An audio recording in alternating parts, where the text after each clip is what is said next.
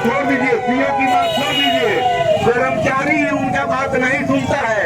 और हम आपको उदाहरण बताना चाहते हैं कि शिक्षा के आपको जगन्नाथपुर के यहाँ स्थापित दिनेश जी आए हुए, दिनेश यादव जी, उनके बाबूजी के नाम से, जगन्नाथ यादव के नाम से आपको उनकी जमाबंदी चलती है और उनके जमाबंदी का पूरा रिकॉर्ड है। उसके जो ऑफलाइन आपको रसीद करता था, वो रसीद आपको दिखला रहे थे। और अभी जो बिहार में नीतीश बाबू पिछले दिनों एक फैसला आपको दे दिए थे कि जो भी जमीन का बिक्री होगा, वो जिनके नाम से जमीन होगा वही जमीन भी बेचेगा। इसके लिए पूरे बिहार में हड़कंप मच गया। और लोग जिनको अपने बेटी बहन का ब्याह करना है, लड़का का एडमिशन कराना है या हॉस्पिटल में इलाज कराना है, पैसे की जरूरत है, घर बनवाना है, तो वो अपनी जमीन भी नहीं बेच पा रहे थे। तो इसलिए आप देखिए कि वो जमीन अपने जो बाबा दादा के नाम से खतियानी जमीन है, उसको अपने बेटा को औरत के नाम पर, बेटी के नाम पर लिख करके दाखिल खारिज कराने जा रहे हैं। तो वहाँ क्या हो रहा है? जमाबंदी स्पष्ट है कि उनके दिनेश जी के पिताजी के नाम से जमाबंदी है, उसके कागजात जमा किए हुए हैं और वही अपनी पत्नी के नाम से आपको रजिस्ट्री किए हैं। 2 बार 3 बार दौड़ने के बाद उनका दाखिल खारिज 30,000 रुपया मांग किया गया और रुपया नहीं दिए तो दाखिल खारिज रद्द कर दिया गया। क्या लिखा गया है? नकल निकाले हैं। तो भाई आपको जमाबंदी से मिलान नहीं हो पाया और बार बार इनको नोटिस किया गया कि भाई कागज दिखाइए, नहीं दिखाए, जबकि सच्चाई यही है कि वो बार बार जाते रहे और जमाबंदी का स्पष्ट प्रमाण है। उनके पिताजी के नाम से ही जमाबंदी चलती है। जिस जमीन का दाखिल खारिज कराना है उनके पिताजी के नाम की जमीन है और उनके पत्नी के नाम से आपको दाखिल खारिज करना है। तो ये स्थिति है कि भाई कितना जायज कागज लेकर के जाइए, अंचल में उनके दलाल हैं, उनके कर्मी हैं, उनको अटर्नी कहा जा रहा है, ये लूट रहे हैं आपको। कर्मचारी के बगल में बैठते हैं, सीओ के कार्यालय में भी बैठते हैं और हमको ये भी पता चला कि एडीएम के यहाँ भी मीटिंग होती है तो अटर्नी को भेजा जाता है। तो हम कह रहे हैं कि इस तरह से जो लूट का साम्राज्य नीतीश बाबू चला रहे हैं, भाजपा के लोग जो चला रहे हैं, तो हम कहना चाहते हैं यह लूट का जो राज चल रहा है इस तरह नहीं चल रहा है, बल्कि सत्ता के संरक्षण में चल रहा है। भाजपा जदयू के नेताओं के देख रेख में चल रहा है। जैसा कि लोग बता रहे थे, जिला शिक्षा पदाधिकारी जिनके यहाँ करोड़ों रुपया पकड़ा गया था, वे कौन है? आपको नीतीश कुमार के साथ, मुख्यमंत्री के साथ साया के समान रहने वाले विजय चौधरी के रिश्तेदार हैं। तो आप सोच लीजिए, करोड़ों रुपए उनके बिछावन से पकड़ा गया और उनके बिछावन से पकड़ने के बाद कोई उन पर कार्रवाई नहीं हुआ। आज जेल नहीं गए, आज तक जेल नहीं गए और वे कह रहे हैं कि भैया अब हम यहीं पर हमारा जो जांच होगा, जांच में स्पष्ट हो जाएगा हम निर्दोष हैं, ये ट्रस्ट का पैसा हम यहीं पर रह करके डीओ रहेंगे। इतना ढीठ अगर कोई बना हुआ है तो निश्चित तौर पे सत्ता के संरक्षण में लूट चल रहा है। हम कहना चाहते हैं कि दाखिल खारिज के बारे में बताया जाता है कि एक बार अगर अंचल कार्यालय से रिजेक्ट हो गया तो दोबारा उस अंचल कार्यालय में दाखिल नहीं होता है, उसे डीसी इलाज के यहाँ भेजा जाता है और डीसी इलाज के यहाँ जाइए तो उसमें आपको 10,000 रुपया का खर्चा है। वकील रखिए, नकल निकालिए, 100 रुपया का नकल 1,000 2,000 देकर निकलवाइए, तो उसके बाद वकील का फीस दीजिए और कोई तारीख दौड़िए तो डीसी इलाज आपको आदेश करेंगे तो फिर उसी कार्यालय में जाएगा तो दाखिल खारिज होगा। तो कहना चाहते हैं यह आम लोग के नियम है, लेकिन जो रिश्वत देता है उसके लिए नियम नहीं है। 2 बार का दाखिल खारिज रद्द जो हुआ था बैरिया अंचल कार्यालय में, उस दाखिल खारिज को फिर उसी सीओ ने जिसने रद्द किया था, आपको रुपया मिल गया तो उसको फिर आपको एक्सेप्ट करके उसका रसीद कटवा दिया। तो हम कहना चाहते हैं कि इस तरह का जो खेल चल रहा है यह बिना सत्ता के संरक्षण के नहीं चल सकता है। और ये भाजपा और जदयू के जो लोग हैं वे लोग इसको लूट में लगे हुए हैं। और जानते हैं इस विभाग का मालिक कौन है? तो भाजपा के प्रदेश अध्यक्ष कौन जायसवाल है, भाजपा के जो प्रदेश अध्यक्ष हैं दिलीप जायसवाल उन्हीं का ये राजस्व मंत्री है और उन्हीं का विभाग है। और इस तरह ये भाजपाई लोग घूम घूम करके मोदी मोदी करते हैं और कहते हैं कि ईमानदारों की ये जमात है। तो हम कहना चाहते हैं कि पिछले दिनों दिलीप जायसवाल यहाँ आए हुए थे और दिलीप जायसवाल जब आए तो लोगों ने बेतिया के अंचल अधिकारी का शिकायत किया और अखबारों में उन्होंने कहा कि हम इस बेतिया सीओ पर कार्रवाई करेंगे, लेकिन आज तक कार्रवाई नहीं हुआ। हम सोच सकते हैं कि यह माल वसूली का खेल चल रहा है। अगर कोई मंत्री जिले में आता है, प्रभारी मंत्री कहता है या विभाग का मंत्री कहता है कि हम कार्रवाई करेंगे, तो कार्रवाई नहीं करेगा, वो माल वसूली के लिए आता है कि कैसे और चुनाव है, चुनावी खर्च निकलेगा। और भाजपा जो चुनाव में करोड़ों रुपया खर्चा कर रही है, विधानसभा चुनाव में लाखों लाख रुपया जो फूक रही है, वो पैसा क्या है? हमारे जेब से काटा जा रहा है, डकैती किया जा रहा है और हम उनको पैसा दे रहे हैं और तब हमारा काम होता है। नहीं देते हैं तो हम दौड़ते दौड़ते एड़ी किया जाता है। बड़े बड़े आपको काबिल लोग जो अपने आप को काबिल समझते हैं, भाजपा के नेता, हम देखते हैं दुखड़ा रोते हैं कि वो सीओ हमारा काम नहीं कर रहा है, कर्मचारी हमारा काम नहीं कर रहा है।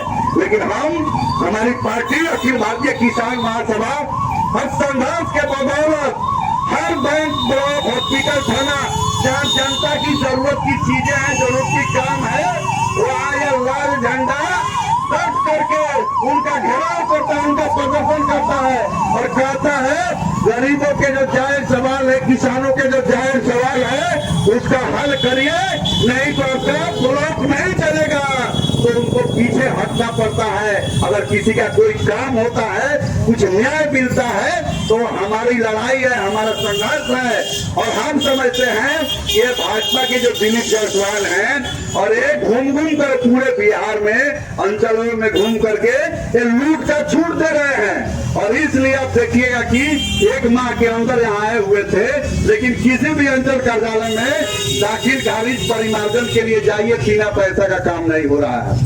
तो ये स्थिति है। तो हम कहना चाहेंगे आपको एक आय प्रमाण पत्र बनवाना है, आपको निवास प्रमाण पत्र बनवाना है, जाति प्रमाण पत्र बनवाना है, तो आरटीपीएस पर 50 रुपया 100 रुपया आपको देना पड़ रहा है। नहीं दीजिएगा काम नहीं होगा। इस तरह का लूट का जो साम्राज्य है, उस साम्राज्य को ध्वस्त करने के लिए और इस सरकार के जो पदाधिकारी हैं, आला पदाधिकारी, जिला के अधिकारी, उनके आंखों में उंगली लगा करके या बतलाने के लिए कि आंखें फाड़ करके देखिए कि आपके जो कार्यालयों के जो कर्मी हैं, बीडीओ हैं, सीओ हैं, बिना पैसे का एक काम नहीं करते और आप कहते हैं कि हम डीटीओ ऑफिस के दलाल को पकड़ करके जेल भेजे हुए हैं। ये सब झूठ का खेल है। जब सीमा से पार कर गया, जब वो सीधे पकड़ में आ गया तो आपने उसको जेल भेज दिया। लेकिन हम तो पार बढ़ा करके कह रहे हैं, हम तो सबूत लेकर के आए हैं, हम प्रमाण लेकर के आए हैं।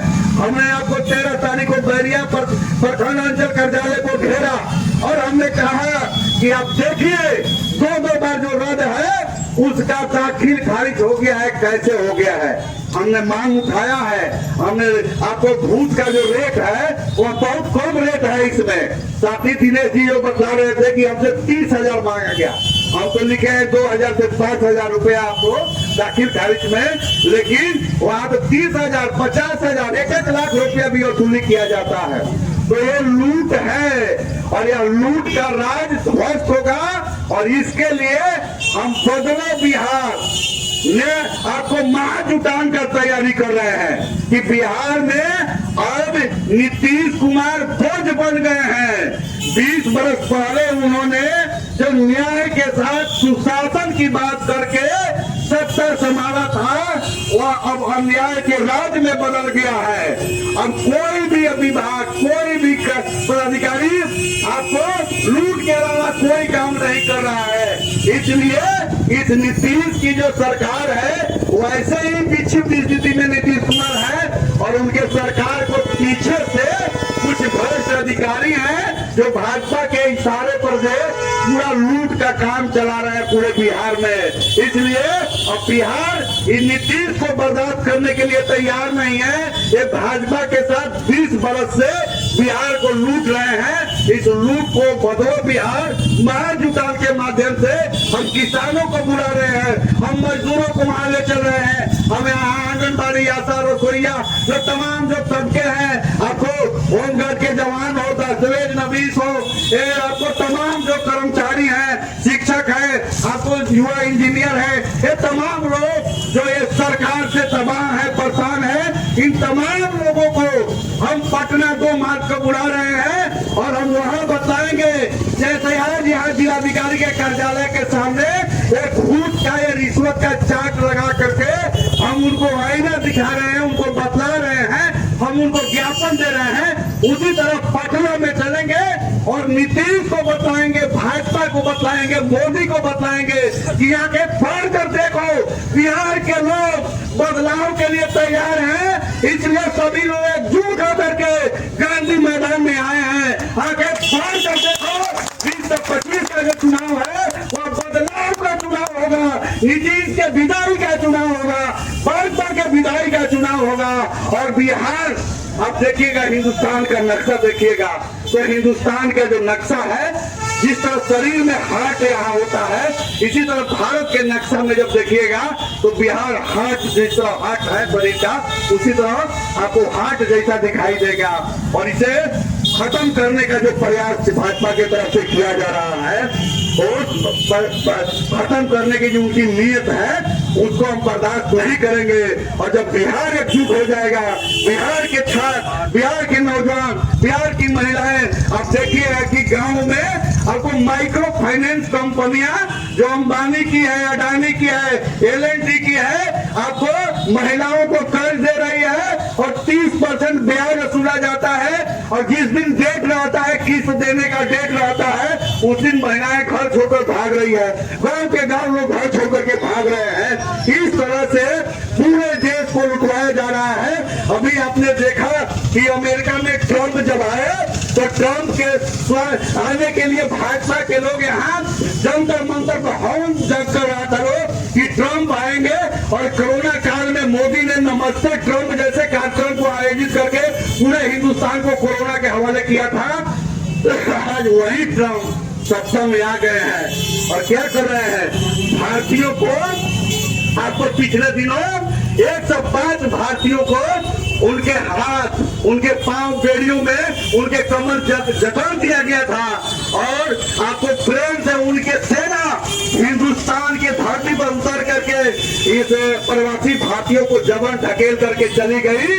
और भारत सरकार इनके, आपको विदेश मंत्री कहते हैं समान प्रक्रिया है, तुम मरो भाजपाइयों, तुम मरो मोदी सरकार, हम कहना चाहते हैं यह गलत बात है। कोलंबिया जो दक्षिण अमेरिकी एक देश है जिसकी आबादी बिहार से भी बहुत कम है, 4.5 करोड़ की आबादी है, वहाँ कम्युनिस्ट देश है, वहाँ का राष्ट्रपति ने कहा कि हमारे जो नागरिक है अमेरिका में गए थे काम करने के लिए, प्रवासी जरूर है, वे अपराधी नहीं है, इसलिए अमेरिका जब लाया अपने प्लेन से कोलंबिया में उसे उतारने के लिए तो उन्होंने कह दिया कि हम यहाँ प्लेन नहीं उतारने देंगे, यह हमारे संप्रभुता का सवाल है, हम अपने नागरिकों को हम अपने विमान से लाएंगे। और उन्होंने अपने विमान से अपने नागरिकों को सम्मान बुलाया। लेकिन यहाँ क्या हो रहा है, मोदी गए थे बिना बुलाए हुए ट्रंप से मिलने चले गए और क्या हुआ, जिस दिन मोदी इस भारत के एयरपोर्ट पर आए उसी दिन एक बार फिर प्रवासी भारतीयों को जोड़ियों में जकड़ करके हिंदुस्तान में अमेरिका ने भेज दिया। एक शब्द इनके मुंह से नहीं निकला कि भारत के जो नागरिक हैं अमेरिका में काम करने गए हैं, अगर वे अवैध रूप से आए हैं तो हमारे नागरिक हैं, हम उनको लाएंगे, सब सम्मान लाएंगे, हमको अपने देश में उनको रोजगार देंगे। तो मित्रों, ये पूरे हिंदुस्तान के संप्रभुता को लौट रहे हैं, पूरे हिंदुस्तान को एक कंपनियों के हवाले कर रहे हैं। अभी आप देखिएगा जो ट्रंप है, आपको सरकार बनी है ट्रंप के जिताने में, आपको जिस तरह से यहाँ अंबानी और अडानी अपना चार्टर प्लेन देकर के मोदी को घूमने के लिए, हिंदुस्तान को लूटने के लिए दिया हुआ था, उसी तरफ से एलन मस्क जो है, जो आपको फेसबुक, व्हाट्सएप के मालिक हैं, उन्होंने वहाँ करोड़ों अरबों रुपया खर्च किया ट्रंप के लिए। और वे क्या कह रहे हैं, उनका कहना है कि जो प्रशासन चलाया जा रहा है, इसको भी अब निजी कंपनियों को दे देना चाहिए। आप सोच सकते हैं भारत और भाजपा के जो प्रधानमंत्री हैं एक ट्रम्प के बहुत बड़े भक्त हैं और ट्रम्प जिस नीतियों को चलाते हैं उसी नीतियों को आप देखिए कि वहाँ भारतीयों को भगाया जा रहा है, यहाँ बांग्लादेशियों को भगाने की बात किया जाता है। हम कहना चाहते हैं पूरे हिंदुस्तान को लौट रहे हैं तो 2 तारीख का जो महाजुटान है, एक भ्रष्टाचार का जो सवाल है